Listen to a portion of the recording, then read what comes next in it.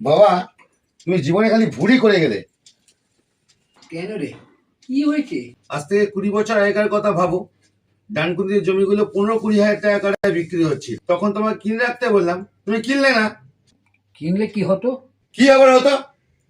বাপির বাবা 10 কাঠা জমি কিনে রেখে দিয়েছিল, আর সেটা 50 লাখ টাকা দিয়ে বিক্রি করলো। তখন পরিস্থিতিটা তেমন ছিল না যে আমি জমিটা কিনবো। তোমার পরিস্থিতি কবে ভালো ছিল? মানে এত আফসোস হচ্ছে না? তুমি এক কাপ চা করো। বাবু, এই মাসে টাকাটা তুলেছিস? মাত্র তো 4,000 টাকা, সেটার জন্য ঘুম হচ্ছে না? এই নাও।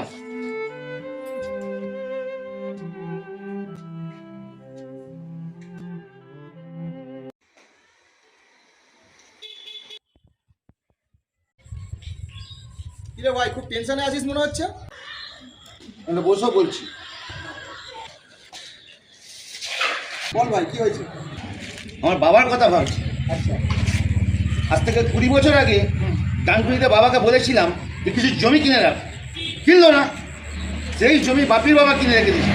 তুমি জানো আজকে কি দামে বিক্রি করলো? 50 লাখ টাকা। ও আচ্ছা আচ্ছা। তাই বাবাকে বোঝাচ্ছিলাম কি ভুল করেছে বলো তো, আজকে জমিটা না নিয়ে 50 লাখ টাকায় বিক্রি হতো। আগামী দিনে তো আরো দাম বাড়বে। বাড়বে তো বটেই, 2-2.5 কোটি টাকা দাম হয়ে যাবে। তো ভাই তুই কিনে নে না। কি যে বলো, তুমি তো জানো সংসারের উপর কত দায়িত্ব আমার। সংসারের যাবতীয় খরচ, কোথায় লাইটের বিল দেওয়া থেকে শুরু করে, তারপর গ্যাসের খরচ, তারপর ছেলের পড়াশোনার খরচ।